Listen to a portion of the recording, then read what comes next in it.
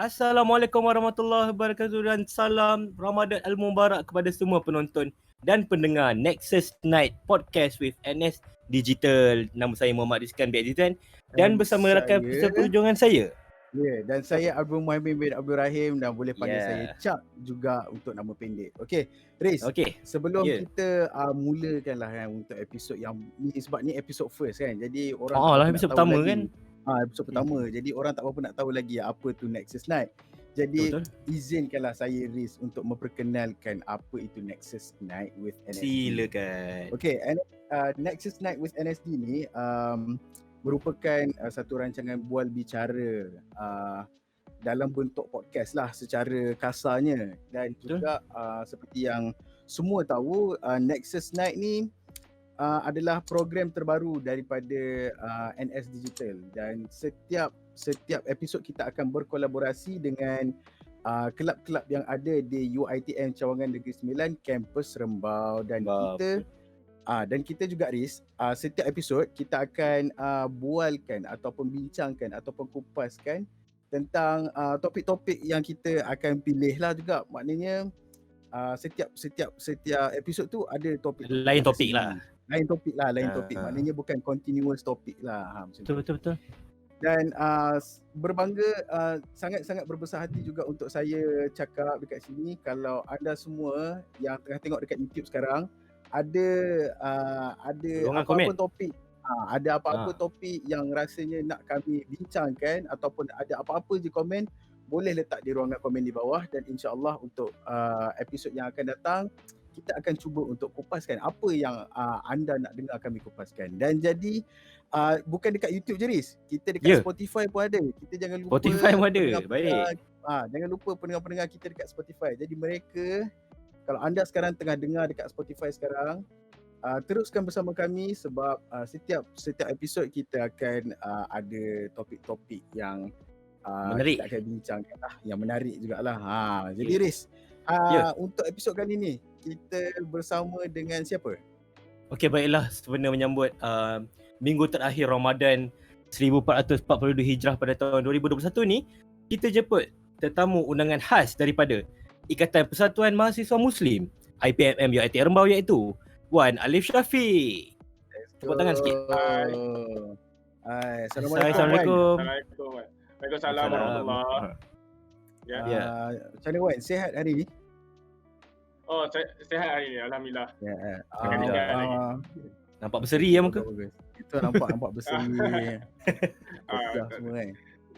Puasa biasa saja. Biasa-biasa je Okey. Puasa macam mana puasa? Puasa setakat ni tak ada apa-apa Normal. Alhamdulillah sekarang ni setakat ni puasa penuh lagi lah. Alhamdulillah. Kalau lelaki tak penuh lain macam. Lelaki tak penuh lain macam. Okey, kalau puasa penuh saya nak tanya, first soalan. Hari ni kita puasa hari ke berapa? Time recording kan? Saya Google. Saya nak cakap tu agak serba salah tau. Pasal saya bab puasa hari ke berapa ni saya tak ambil tahu sangat sekali. Saya tahu hari tu puasa saya puasa saja. Kita tak nak fikir ada raya ke. Tak hitung pun. Orang cakap raya, dah raya lah. Gitu je. Dah raya. Macam tu. Nak tahu 19 hari ni 19 Ramadan lah. Alhamdulillah. Okey, bagus. Okey Riz, hari ni topik kita apa Riz? Okey, topik kita pada malam ini iaitu betulkan yang wajib, biasakan yang sunnah. Betulkan yang wajib, biasakan yang sunnah.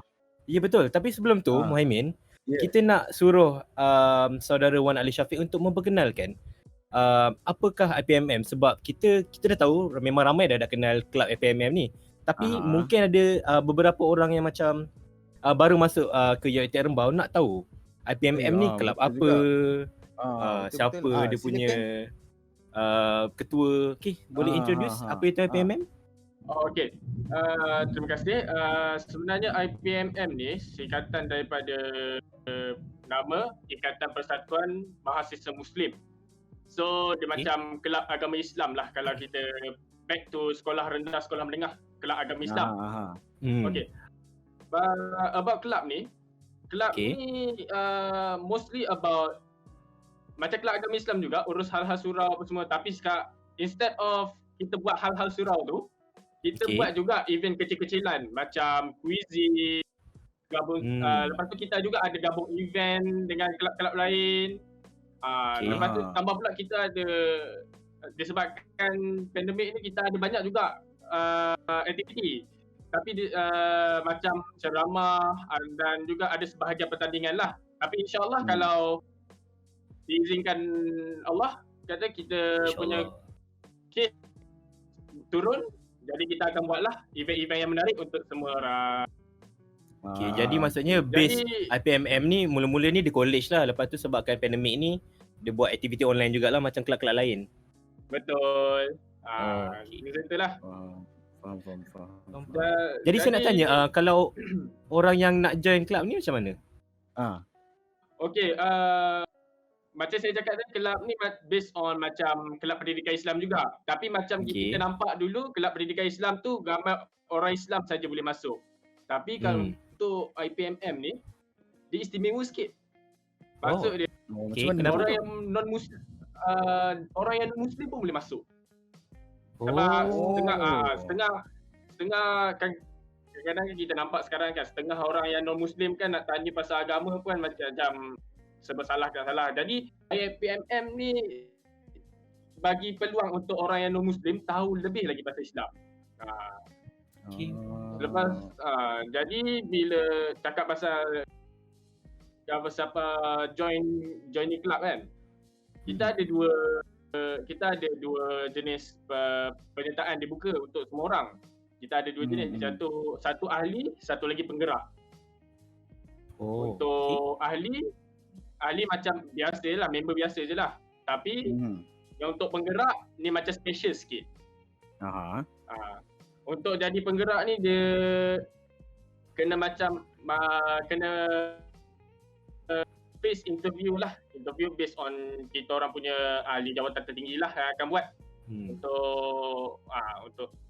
Untuk anyone saja dah masuk nak jadi penggerak. Faham. Jadi itu saya baru tahu. Tugas penggerak tu dia apa sebenarnya? Okey, tugas penggerak ni dia macam ahli jawatan juga. Dia macam department jugalah. Kita ada department yang macam ada yang jaga bahagian akaun, ada yang jaga bahagian kebersihan surau, macam itulah. Faham. Macam exco lah. Lebih kurang macam tu. Okay. Best jugalah Riz, IPMM betul ni lah. Kiranya maknanya kelab IPMM ni dia ada, kalau dululah sebelum COVID ni kan, untuk secara aktiviti fizikal ni kelab IPMM ni dia banyak buat aktiviti sukarelawan macam tu lah lebih kurang. Ya betul. Saya rasa macam tu.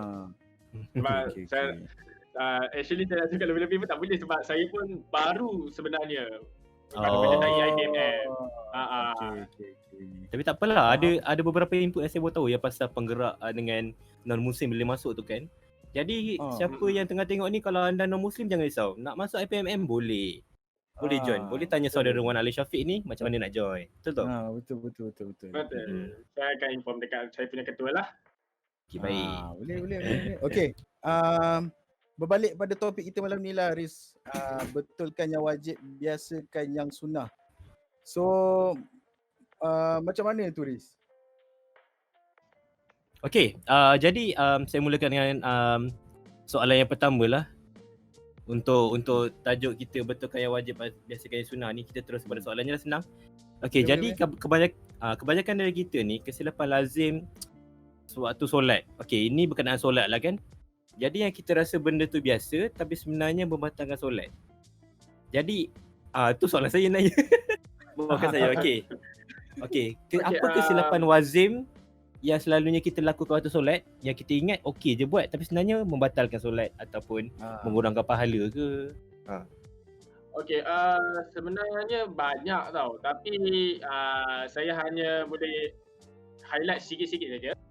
Okey, kalau saya bagi contoh lah. First thing first, sebelum kita solat, apa yang kita kena buat? Niat lah. Pastilah niat. Niat betul. Okey. First thing first, first thing first, kita kena betulkan cara niat kita tu. Macam setengah orang akan baca niat macam kuat-kuat tau. Sebelum macam usolli fardu zuhri arba'a rakaatin ada lillahi ta'ala. Sahaja aku semayang solat zuhur 4 rakaat kerana Allah Taala. Sebenarnya cara tu salah tau sebenarnya. Tapi dia depends. Pada masa yang sama dia depends. Pasal niat ni dia akan mula dengan hati. Bila kita cakap usolli fardu zuhri arba'a rakaatin ada lillahi ta'ala, pada masa waktu kita angkat takbiratul ihram tu, Allahu Akbar.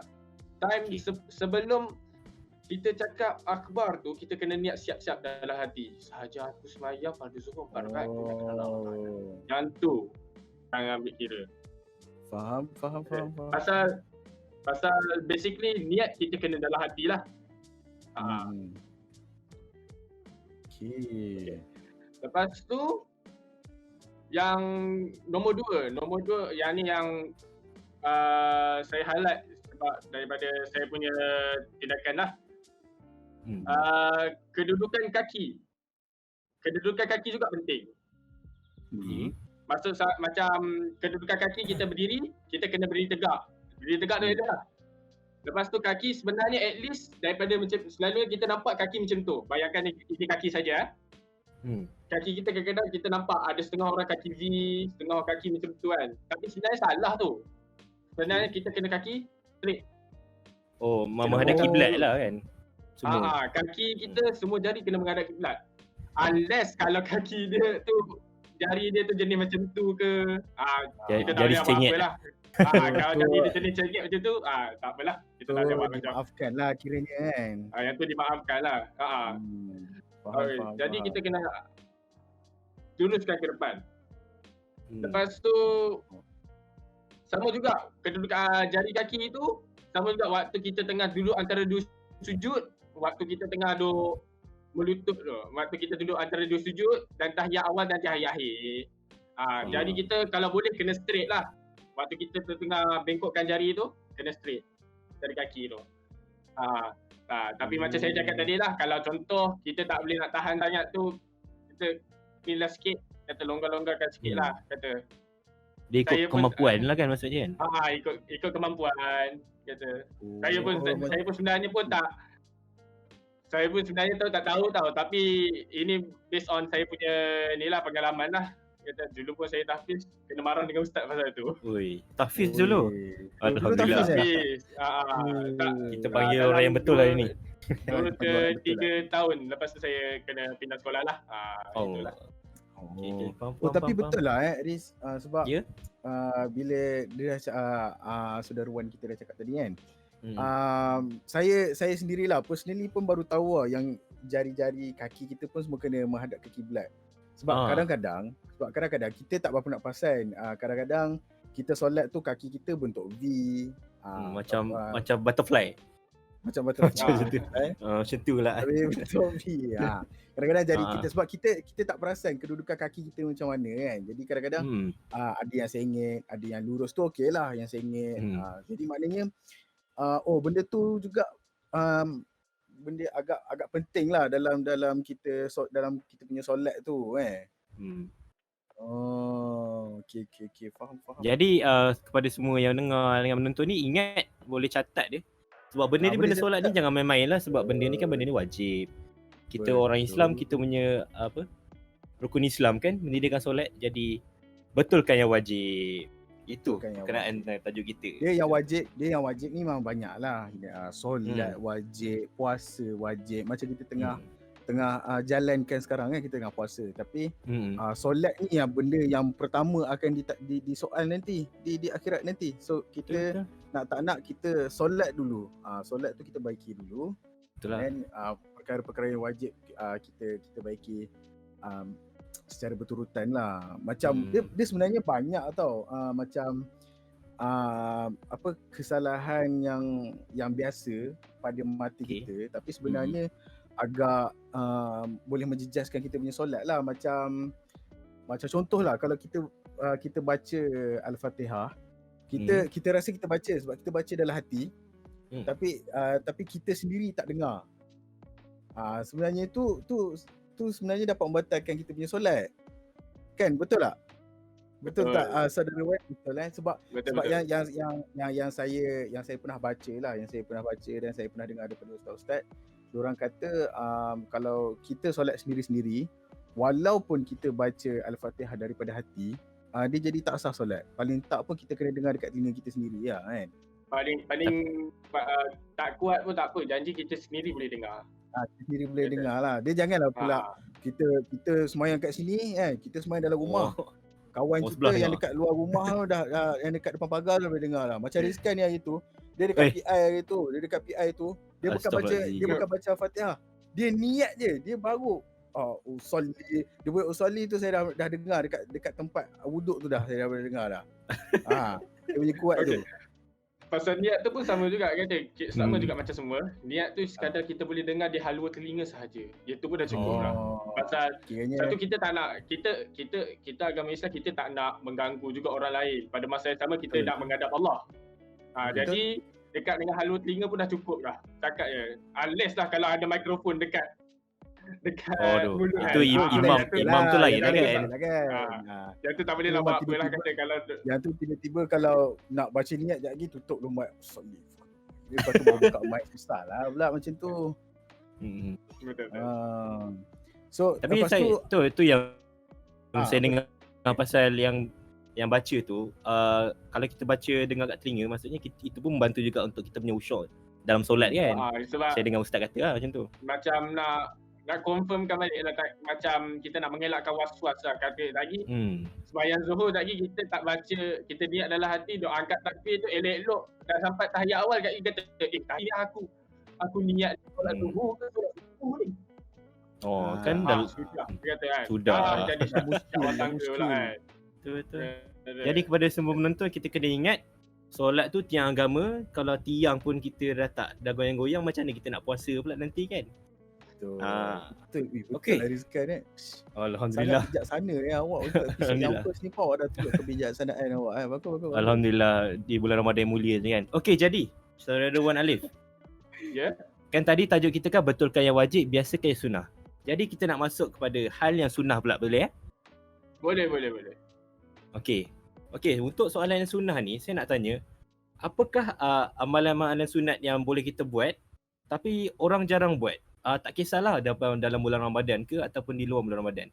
Tapi kalau dalam bulan Ramadan lagi baguslah. Okey, pasal amalan sunat ni yang selalu yang jarang-jarang orang buat, baca Al-Quran.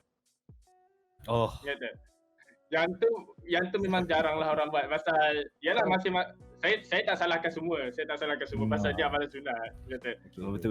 Saya mengaku saya sendiri pun agak sibuk assignment apa semua. Kadang-kadang sampai terlupa nak baca Al-Quran. Jadi amalan sunnah tu salah satu baca Al-Quran tu.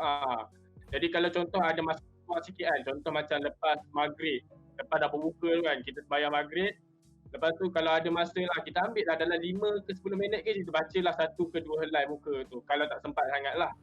Tapi kalau lagi bagus, bacalah 1 surah kalau mampu. Satu lagi. Satu lagi macam amalan sunat kan, yang jarang orang buat. Zikir. Kata. Yang ni jangan cakap bulan puasa lah. Yang ni zikir ni amalan sunnah yang paling yang paling Rasulullah sendiri yang gemar. Kita kalau dalam kehidupan kita ni, kita kalau boleh janganlah, mesti ada waktu untuk berzikir 1 minit atau 2 minit. Sebab kalau contoh kan, time nak tunggu sementara nak tunggu kelas online masuk 5 ke 10 minit lecturer masuk, kata kita akan mulakan kelas kita, sepatutnya pukul 2 dia nak start 2 suku. Tak apa, dalam 15 minit tu kita bolehlah ambil masa zikir sekejap ke. Sebab zikir ni penghapus dosa. Memanglah kita tak nampak dosa kita. Contohlah saya gambarkan dosa dekat buku ni kan. Memanglah kita nampak dosa tu macam satu. Kalau kita buat dosa, malaikat tulis catat 1. Andai kan macam zikir ni macam pemadam dosa kita. Memanglah kita nampak catatan malaikat tu agak besar. Tapi dengan zikir, insyaAllah kita punya dosa tu akan dipadam sikit demi sedikit macam buih di lautan, dia kata. Sangat. Amalan zikir tergamam. yang paling terkena yang kat paling diri penting sendiri pula rasanya. Benda simple kan, macam Dia kita simple tanya benda je. yang jarang, tapi betul juga kita jarang buat baca Quran dengan zikir. Astagfirullahaladzim. Betul. Jadi kena ubah dirilah. Itu Ya, motivasi betul. dirilah. Betul juga. Lepas tu okey lah Haris, kita sekarang ni dekat bulan puasa kan.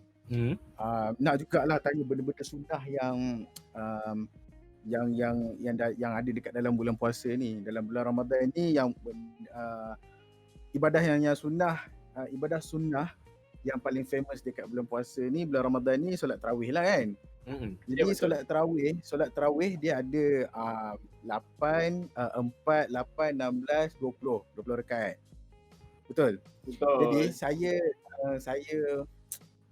macam nak tanya jugalah dekat saudara Wan sendiri kan. Saudara Wan sendiri kalau solat tarawih buat berapa rakaat? Jujur. Okey, jujurlah saya cakap kan, kata kalau contoh saya pergi solat tarawih, saya kemungkinan mungkin akan buat dalam 8 ke 10 rakaat saja. Kata. Sebab saya satu sebab surau, patut surau. Pasal setengah surau dekat kampung saya sendiri, surau kita diorang pihak masjid akan buat dalam 20 rakaat. Lepas tu macam saya sekarang ni, saya dekat Selangor tau, area Selangor. Jadi area masjid dekat rumah saya mungkin buat dalam 8 ke 10 rakaat saja. Macam itulah. Macam tu. Tapi kan semuanya dia tak kisah tau kita nak buat tapi dia tak kisah tau 8 ke tak apa silakan. Betul, sila. Okey, sorry saya potong cakap pula. Okey. Tapi dia tak bergantung tau pada berapa rakaat yang kita buat. Makin pasal solat tarawih ni solat sunat, lagi banyak kita buat lagi bagus, tapi ikut kemampuan. Jadi kaki dah kram dah kata, padahal baru buat 10 rakaat. Lagi elok-elok sampai rakaat ke-18 lagi kan patah pula kaki kan kata. Saya cakap saja cuma kata dia ikut kemampuan diri, kata siapa yang mampu buat 20 tu buatlah 20, kata kita agama Islam tak memaksa untuk seseorang itu membuat sampai 20 rakaat kalau ni. Betul. Jadi Sebab semua dia amalan sunat kan. kita, jadi semua solat sunat yang kita buat ni, solat tarawih ke solat sunat ke, dia tak bergantung pada berapa rakaat. Dia bergantung pada kita punya niat dan satu lagi kita punya khusyuk solat. Jadi kalau saya cakap kalau kita buat 20 rakaat sekalipun, sembahyang tak khusyuk, tak tertib, tak solat pun garu sana garu sini, lebih gerak lebih daripada 3 kali, kata pun tak guna juga. Pasal apa? Amalan tu tak diterima oleh Allah. Terbatal lah kan. Itulah daripada saya lah. Betul juga.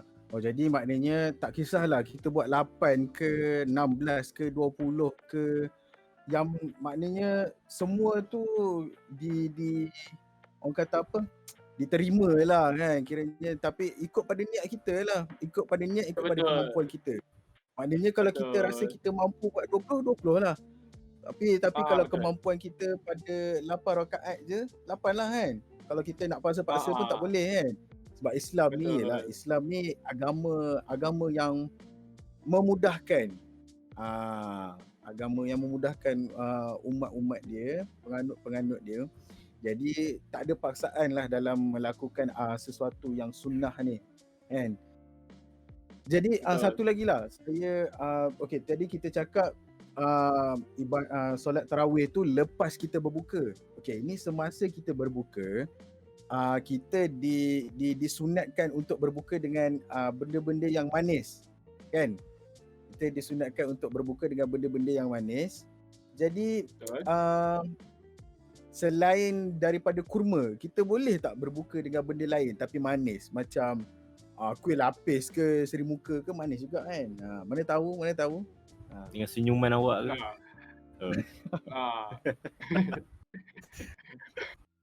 Okey, untuk soalan saudara saya bagi Muhammad Yaakob Musa. Muhaimin. Muhaimin. Okey, sorry. Okey, untuk soalan saudara Muhaimin tadi. Okey, sebenarnya boleh je kita buka kat sesuatu ni, tapi sesuatu selain kurma. Kata pasal ianya sunnah satu lagi sebab kita disunnahkan untuk membuka dengan kurma pasal sunnah Nabi. Nabi akan mulakan berbuka puasa dengan segelas air dan sebiji kurma. Yang dapat pahala sunat buatlah dengan makanlah dengan kurma dulu. Tapi kalau contohlah kita tak ada kurma, kita pergilah gerai mana-mana, tambah pula dengan pandemik ni, stok kurma pula habis. Ui, tak boleh jadi ni kata. Nak tak nak kita bukalah dengan sesuatu yang manis lah, macam kuih ke boleh, tak ada masalah pun kata. Boleh. Maknanya kalau tak ada janji satu je, jangan gelojoh je. Betul itu dah masa nafsu dah. Nafsu. Makan kurma banyak-banyak nanti elok dah beli ayam golek 3-4 bungkus lagi tak habis pula. Itu je. Susah kacau usul solat pula nanti kan. Nak solat lagi kata tak kita mengah-mengah pula lagi. So maknanya kalau tak ada memang betul lah, kalau betul-betul tak ada sangat kurma tu, kita bolehlah berbuka dengan kismis ke, ataupun minuman manis dulu ke, ataupun kuih manis ke, macam tu lah sebagai pengganti kurma tu. Betul, tak ada masalah. Tapi contohlah kalau kurma tak ada, kismis tak ada, air manis pun tak, gula betul-betul memang tak jumpalah benda-benda yang bergula ni. Saya berbuka dengan awak boleh tak saudara Wai? Bawa manis. Boleh, tak ada masalah. Tapi kalau depends lah, kalau saudara duduk dekat area Selangor ni, bolehlah kita set list. Tapi kalau boleh sampai kalau luar negeri tu saya tak. Tapi kalau kat luar selain daripada negeri Selangor ni saya tak galakkan lah. Takut apa, tak pergi terbang pula 1K. Aduh. Betul. Kita dah student. Terbang tu cerita SOP lah. Itu cerita SOP. Okey. Jadi saya nak tanyalah. Okey, ini saya rasa last untuk dalam topik Ramadan ni. Okey, apa perkara sunat yang kita boleh buat sebelum, semasa ataupun perkara selepas sunat sebelum bersahur kan? Sebelum bersahur tu kita bolehlah mulakan sembahyang tahajud dulu ke, pasal ada hadis yang mengatakan bahawa, ada hadis sendiri yang mengatakan bahawa kita punya doa, kita punya amalan tu akan berlipat kali ganda kalau kita amalkan waktu semua orang tengah tidur. Tahajud ke, mulai ke, kita boleh buat. Waktu tu, tambah pula dengan bulan puasa ni, amalan kita akan dilipat kali ganda. Jadi eloklah kita beribadat, baca Quran dulu ke pun tak apa. Berzikir, baca Quran dulu ke sebelum bersahur, boleh. Dia tu amalan sunat. Nombor 2, semasa bersahur. Masa bersahur, pernah tak selalu orang ingat? Pernah tak selalu saudara-saudara sekalian perasan kalau kita bersahur, orang tua tu akan bersahur dalam sejam ataupun setengah jam sebelum masuk waktu subuh. Dia lebih lambat kan? Melambatkan sahur itu adalah satu perkara sunat, dan sunnah lah kira pada pendapat saya. Kalau tak silap saya memang sunnah. Pasal yalah, itu satu bagi saya lah, macam melambat-lambatkan sahur ni untuk melatih diri kita untuk bersabar. Bagi pendapat saya lah, saya bersabar kata, kita sabar kita. Waktu sahur tu pula kalau boleh seringkas-ringkasnya lah kata. Lepas tu selepas sahur disunatkan okey, yang ni saya tak sure, tapi disunatkan saya rasa mungkin kita boleh berzikir dulu ke sebelum tunggu waktu subuh tu lah kata. Pasal kadang-kadang saudara kita, kadang-kadang pendengar kita kat luar tu kata lepas sahur dia tidur. Kata penat dengan sahur kan, kita tidur kata. Lepas tu bangun-bangun pagi tengok pukul 10 dah. Allah terlajak subuh. Allah. Kata. Dah subuh tertinggal pula.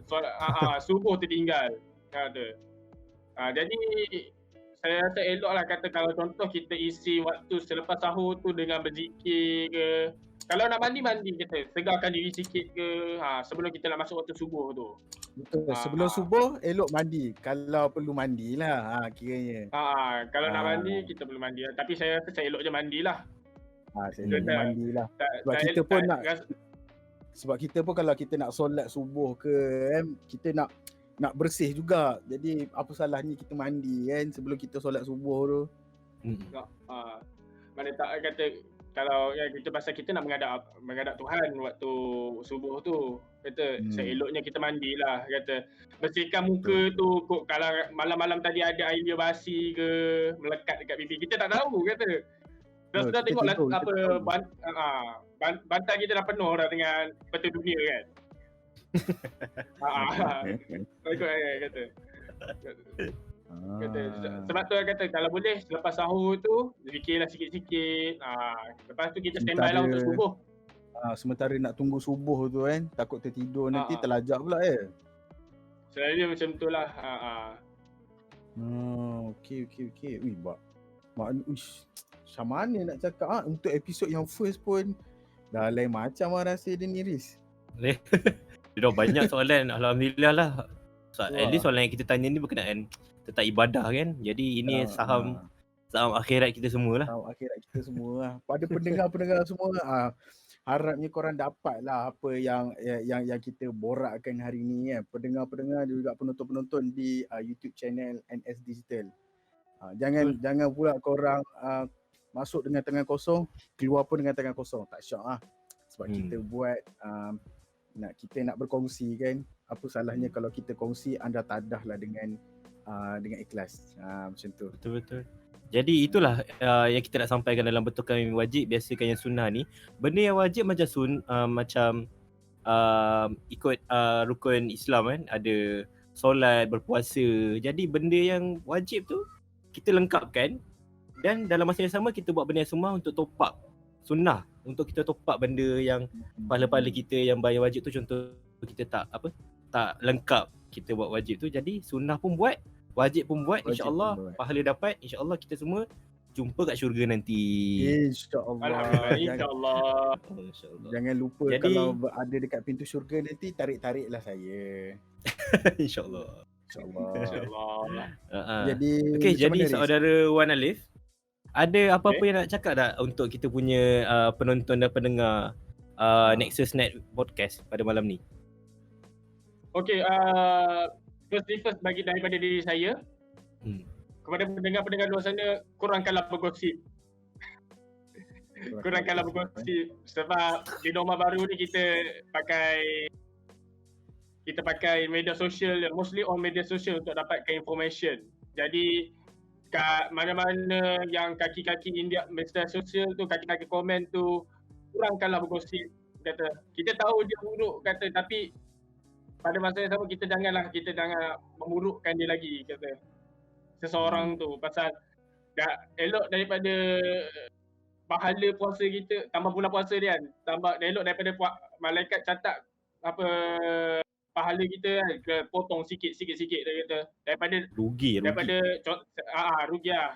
Saya andaikan lah kata, daripada 100 mungkin dah dapat 20 je. Sebab apa? Gosip punya pasal. Banyak potong 80%. 80% banyak tu. Kata pasal apa? Pasal lidah sendiri. Lidah kita ni benda paling tajam. Sebab kata ulama dulu, lidah kita ni lagi tajam daripada mata pedang. Sebab apa? Daripada pedang kita potong, daripada kita hira seorang, pancung orang tu, kita dah hira hati lagi sakit sebenarnya. Sebab apa? Sakit hati boleh bawa ke mati. Betul. Saya juga pernah dengar pujangga lah tentang lidah ni kan. Mata pedang dengan lidah ni. Orang kata bilah pedang boleh membunuh seseorang, tapi lidah boleh membunuh sesuatu tamadun. Betul. Makna kata dia boleh dengan kita menyebarkan fitnah, dia boleh memecahkan perpaduan kaum. Tu memang susah lah kan. Jadi Riz, Sila. Boleh ada nak promote Instagram ke, Facebook ke, ucapan untuk hari ya, raya saya ke? terlupa. Saya terlupa pula. Okey, bagi pendengar-pendengar luar sana, follow ID kita orang IPMM_UiTM Rembang. Like kita orang punya FB page IPMM UiTM Rembang dan subscribe to YouTube channel kita orang IPMM UiTM Rembang Official. Ya. Link semua ada kat bawah insya-Allah. Semua ada kat bawah. Subscriber kita orang masih lagi sikit ni, tolong. Tolong korang guys.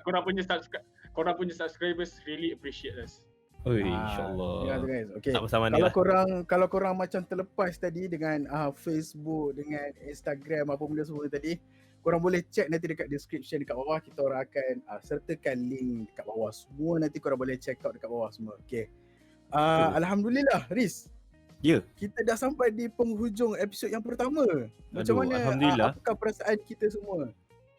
Saya rasa penuh lah sikit dada ni dengan input tadi kan. Betul lah, rasa macam Alhamdulillah. sebab tambah-tambah lagi bulan puasa kan, kita pula berbincang tentang benda-benda yang ilmiah macam ni. Moga-moga dicatat sebagai satu kebaikan lah untuk kita semua InsyaAllah, amin. InsyaAllah, amin.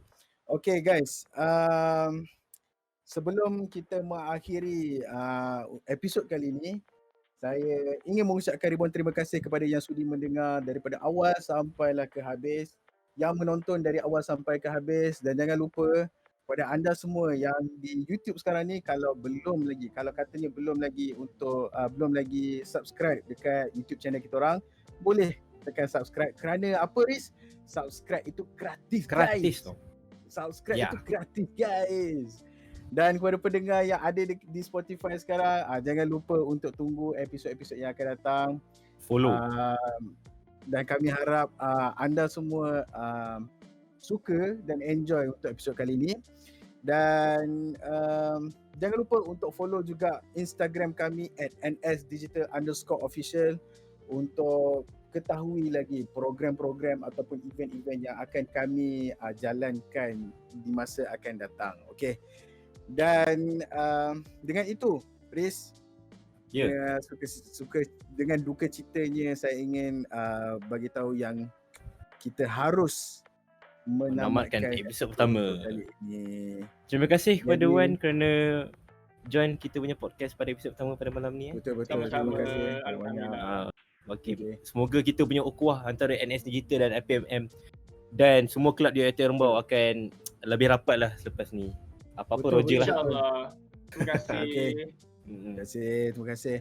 Assalamualaikum guys. Kita jumpa lagi di episod yang akan datang dalam Nexus Night with NS di hanya di NS Digital. Assalamualaikum. Bye. Assalamualaikum.